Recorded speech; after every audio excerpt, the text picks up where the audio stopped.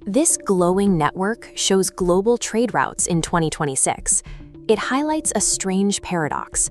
We live in a world deeply divided by politics, yet entirely locked together by money, supply chains, and resources. If a global conflict breaks out tomorrow, it won't look like the history books. There won't be slow, deliberate mobilizations of troops rolling across continents or soldiers digging trenches for months on end. Instead, a modern war starts with a localized crisis that rapidly spirals out of control. Because of a dense web of mutual defense pacts, an incident in one specific region would force superpowers and their regional allies to jump into the fray almost immediately. This satellite image shows the narrow Taiwan Strait, separating Taiwan from mainland China. Because this geography is so tight, a naval blockade could be mobilized in hours, forcing the United States and regional allies into a massive confrontation to break it. Or look at the Korean demilitarized zone. A sudden collapse in deterrence here instantly drags stationed US forces and global powers into the crossfire. But no matter which geographic flashpoint lights the fuse, the actual start of a modern world war won't be televised. The most devastating initial strikes will be entirely invisible to the naked eye. This diagram illustrates what military strategists call orbital blinding. Before a single shot is fired on Earth, ground-launched anti-satellite missiles would intersect and neutralize communication and GPS networks in space. Without those satellites, advanced militaries go deaf and blind.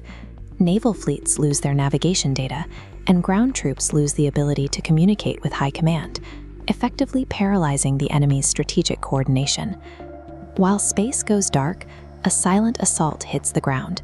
Coordinated cyber attacks would instantly flood the adversary's civilian networks, hunting for vulnerabilities in the digital systems that keep everyday life functioning. These digital strikes target critical infrastructure. Hackers would disrupt water treatment facilities and overload the national power grid, plunging entire regions into darkness.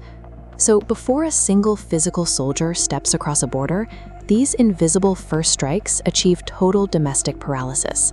The military is cut off, and the civilian population is thrown into immediate panic. With infrastructure crippled, Phase 2 begins: instant economic weaponization. The interconnected global economy we rely on would fracture overnight, splitting into rival, completely decoupled trading blocs. Global financial networks like the SWIFT banking system would become weapons. Opposing nations would immediately freeze each other's foreign reserves and sovereign wealth, locking up trillions of dollars in assets with a few keystrokes. This photo of the blocked Suez Canal shows the physical disruption.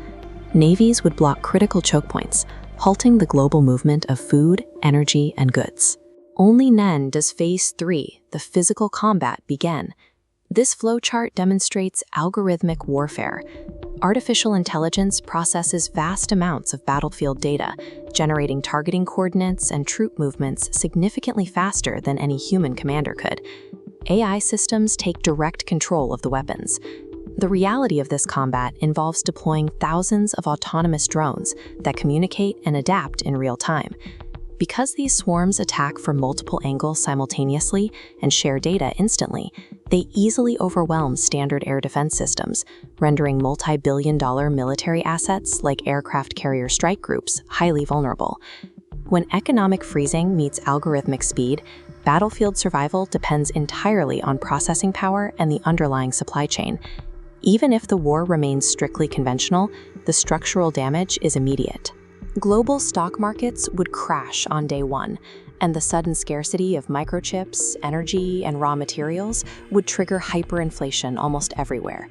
The physical destruction of underwater internet cables and specialized semiconductor manufacturing hubs, like those in Taiwan, would sever the backbone of modern communication, setting global technological progress back by a decade. The human cost spreads far beyond the combat zones. Disruptions to grain and fertilizer exports would lead to severe famines in import-dependent nations, while tens of millions of refugees fleeing collapsed economies would overwhelm the resources of neutral countries. Because our economies and food systems are so tightly bound together, the fallout cannot be contained. A localized strike guarantees civilian devastation worldwide. This view down into a missile silo highlights the most terrifying variable of all. Military strategists constantly worry about the escalation ladder, the series of steps that take a conventional conflict into the nuclear shadow. If a superpower begins losing rapidly to overwhelming AI-driven conventional forces, military leaders might grow desperate. The specific risk is that a losing side might launch a low-yield tactical nuclear weapon simply to force a sudden ceasefire. But firing even a small nuclear weapon breaks a decades-long taboo. It shatters the doctrine of mutually assured destruction, risking a full-scale apocalyptic exchange as the opposing side retaliates in kind. This brings us back to the core paradox of a highly connected planet. Because our supply chains, data networks, and financial systems are so deeply enmeshed, a victory on paper still leaves the winning side with a fractured, impoverished, and degraded world. When victory results in a technologically set back, impoverished planet, and any conventional loss risks an immediate jump to the nuclear ladder, the objective shifts from winning to preventing.